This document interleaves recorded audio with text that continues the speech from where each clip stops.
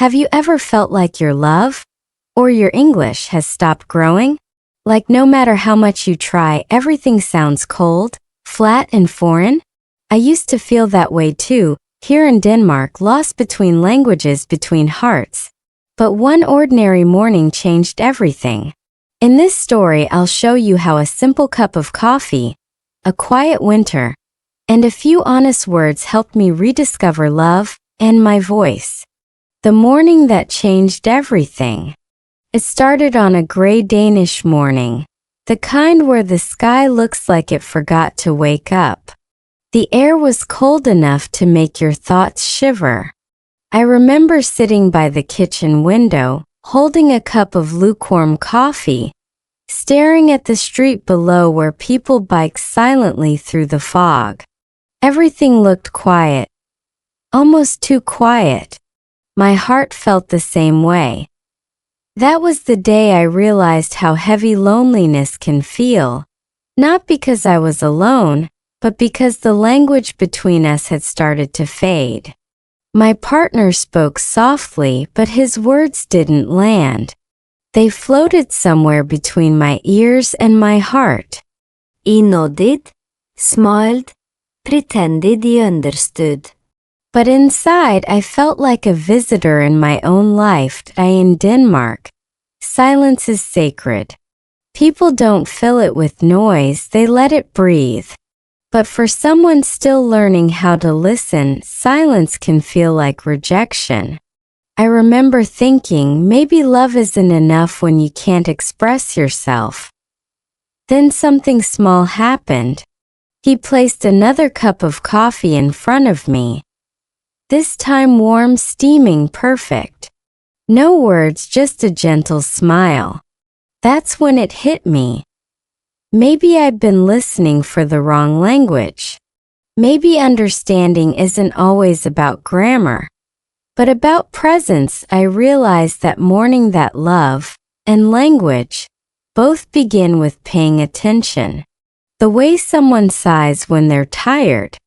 The way they pause before saying it's okay. The way a quiet moment can still say, I'm here.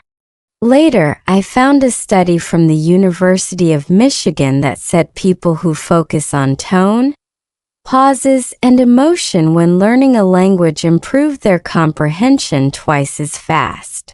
It made sense. Our brains are wired for connection, not just vocabulary. So that morning I made a quiet promise to myself. I would stop chasing perfect English and start chasing understanding, both in my words and my heart. Because sometimes all it takes is one simple morning to remind you. Love speaks softly, but it never stops speaking. The silence of a Danish winter. Winter in Denmark doesn't arrive, it settles.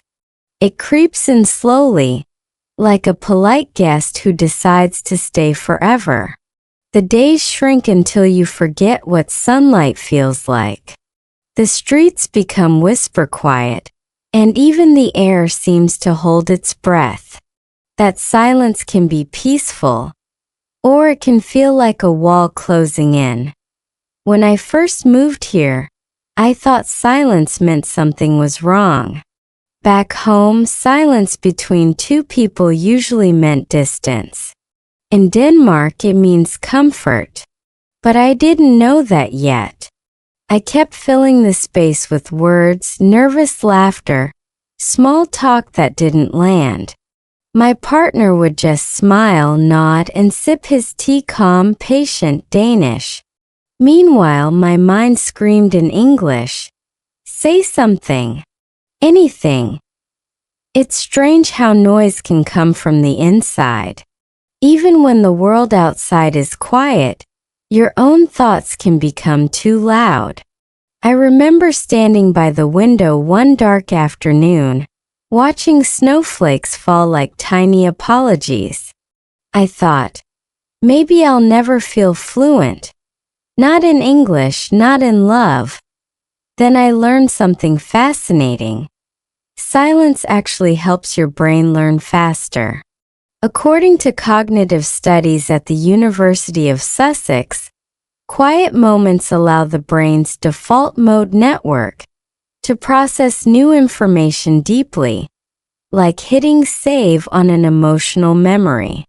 In other words, silence isn't emptiness. It's integration. That winter I stopped fighting the quiet. I started listening not to words but to rhythm. The way Danish people pause before answering. The calm tone even when disagreeing. The softness in ja. A word that sounds like a sigh of agreement. One night, while cooking dinner, we didn't speak for almost 20 minutes. No awkwardness, no tension. Just the sound of the pan sizzling, the snow outside, and the slow heartbeat of two people learning each other's silence. That's when I realized. Sometimes the best way to understand a language or a person is not by speaking, but by daring to stay quiet long enough to truly hear. The little things he did. It wasn't a grand gesture that changed us. Not flowers, not surprise dinners, not long speeches. It was the tiny things. The way he'd warm up my gloves on the heater before I left for work. The way he'd add an extra spoon of sugar in my coffee because he knew I'd forget.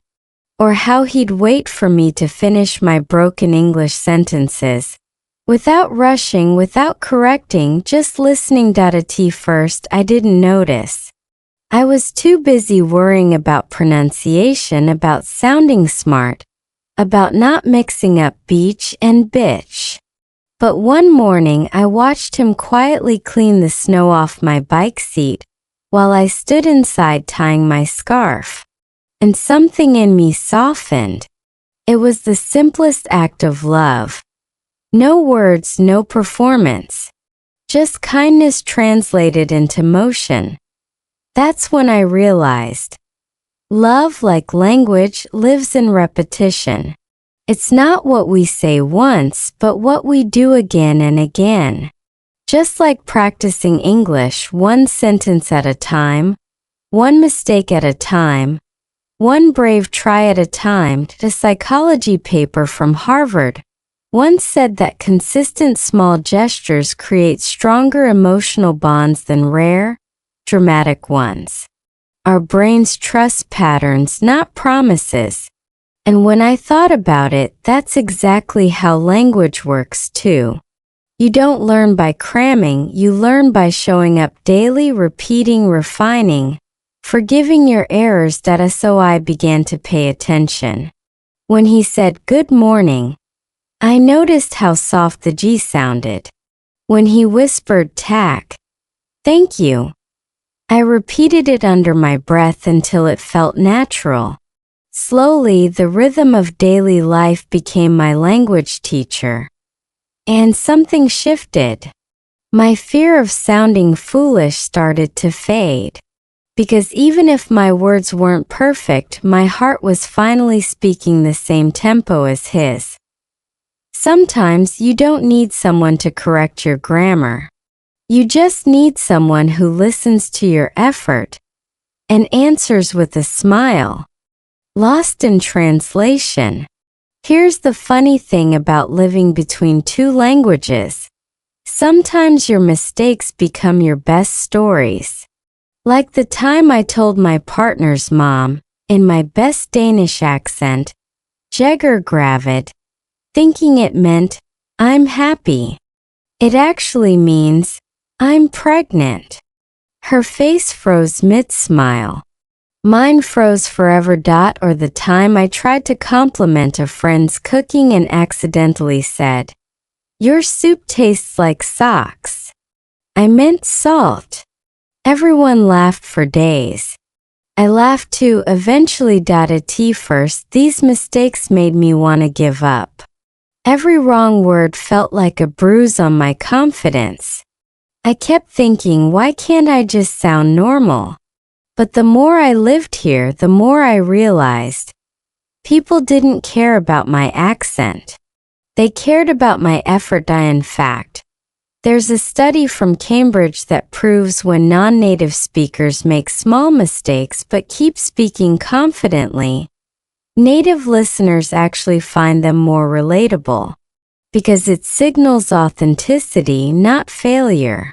Your brain, when it hears a flawed accent, doesn't think wrong. It thinks human. One evening, after another small misunderstanding, I sat at the dinner table feeling frustrated. My partner looked at me and said in gentle English, "You know, I like your accent. It's how I know it's you." And suddenly, all my embarrassment melted. I realized I'd been chasing perfection in the wrong direction. Language, like love, isn't about being flawless. It's about being understood despite the flaws. Every mispronounced word, every awkward pause, every laugh at my expense, they weren't failures. They were proof I was trying. From then on, I decided to celebrate my mistakes.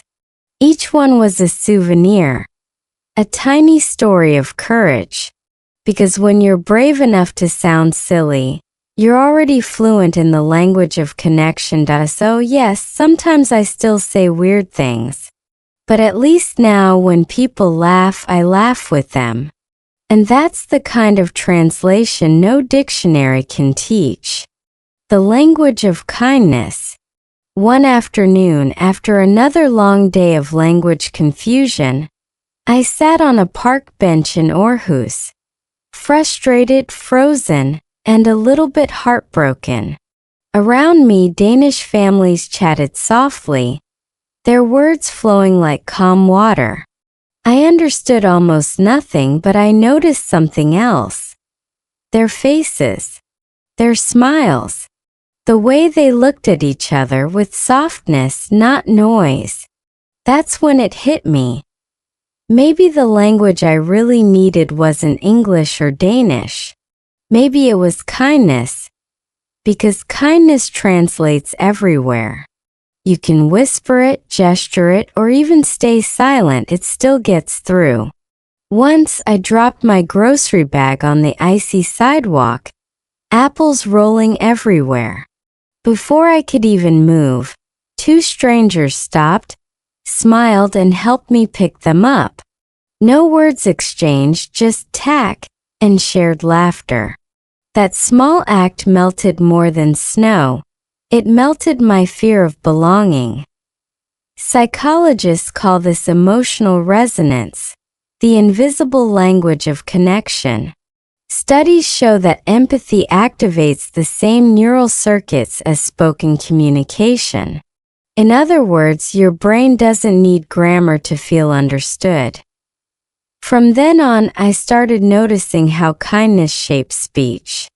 How people soften their tone when saying thank you, or slow down when they sense confusion. I realized that even my partner's quietness wasn't distance. It was gentleness. He wasn't ignoring me, he was giving me space to find my words. And isn't that what kindness really is? A pause, a patient silence that says, "Take your time, I'm listening." So I began speaking slower too, not just to sound clearer, but to mean every word. And something beautiful happened. My conversations became warmer, smoother. I stopped translating in my head and started feeling with my heart. Kindness had taught me what every textbook forgot to mention. Communication isn't a skill, it's a gift. And when you offer it sincerely in any language, it always finds its way home. Learning to listen again. One evening, I sat by the window with a cup of tea, listening to the faint hum of Danish rain. For the first time, I wasn't trying to translate every word I heard. I just listened. The rhythm of the rain, the soft chatter from the neighbors, the distant sound of bicycles passing by. It all felt like music I'd been too busy to notice. That's when I realized I had spent years learning how to speak English, but I had forgotten how to listen. Not just to sounds but to people, to emotions, to silence. You see, real listening isn't passive. It's an act of love. Neuroscientists at Stanford found that when we listen with full attention, our brain literally synchronizes its rhythm with the speakers, like two instruments playing the same melody. That's how empathy is born.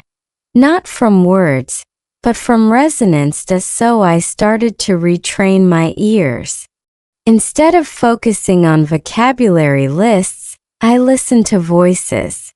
Podcasts, conversations, even arguments in cafes. I paid attention to tone, not just words. The rise and fall of sentences. The sigh hidden between syllables. The laughter that didn't need translation. And something incredible happened. My speaking improved without trying. My pronunciation softened. My timing felt more natural. Because I was no longer chasing English. I was feeling it. The same thing happened with love. I began to listen to my partner differently. Not to reply, but to understand. When he was quiet, I stopped filling the space with explanations. When he looked tired, I didn't ask, "What's wrong?" I just stayed near, and that was enough. Listening taught me something profound. When you truly hear someone, you speak more clearly in any language. Because your words finally match your heart. Learning to listen again changed my English, my relationship, and honestly, my entire rhythm of being alive. Maybe that's why they call it a language of love, because every "I hear you" is a kind of "I love you." The gift of ordinary days. There's something magical about the ordinary. You just don't notice it until it's gone. For the longest time, I thought love needed fireworks, grand gestures, movie moments. But here in Denmark, I learned that the real magic lives in repetition, the quiet rituals that hold two people together. Every morning he brewed coffee while I packed lunch. He'd hum softly the same off-key song, while I'd mumble through my English notes. The window fogged up, the toaster beeped, the world outside stayed gray and slow. It was so normal that I almost missed it. Then one morning he looked up, smiled, and said, "I like mornings with you, even when we don't talk much." Something about that sentence, simple, sincere, human, stopped me. It was the first time I realized that ordinary days are not background noise. They are the music of love and language learning. We chase progress. In relationships, we chase excitement. But maybe what we really need to chase is consistency. Neuroscience tells us that our brains crave predictability, not for boredom but for safety. Familiar routines release oxytocin, the same hormone that deepens trust. That's why we feel calm doing the same simple things with someone we loved. So I started to see our daily life differently. Folding laundry became an act of care. Sharing silence became connection. Even washing dishes together felt like teamwork in its simplest form. It reminded me of something a Danish friend once said. Happiness is not fireworks, it's candlelight. That line stayed with me. Because love, like candlelight, doesn't blind you. It warms you slowly. And that's the real gift of ordinary days. When you stop searching for the extraordinary, you realize you've been living it all along. In the way someone remembers your coffee order, or the way they say your name softly at the end of a long day. That's when you finally understand. Love doesn't need translation. It just needs presence. Grateful hearts speak the same language. Gratitude has a strange way of changing how we see and how we speak. When I first came to Denmark, I measured everything by what I lacked: fluency, confidence, belonging. But one quiet evening, sitting beside my partner after dinner, I suddenly realized how much I had. A home, warm light, laughter that didn't need subtitles, someone who understood even my unfinished sentences, so I whispered, "Thank you." 2 simple words, yet they felt bigger than any grammar lesson I'd ever studied. Because gratitude is fluency in its purest form. Studies from UC Berkeley show that expressing gratitude literally rewires your brain, increasing serotonin, improving memory, and deepening connection. It's like emotional oxygen. The more you give it, the more you breathe. From that day on, I made gratitude my new practice. Not just saying thanks when something big happened, but for the small, forgettable things. For a warm cup of tea. For a gentle correction when I mispronounced a word. For every moment that reminded me I was growing, slowly, clumsily, beautifully. And here's the beautiful twist.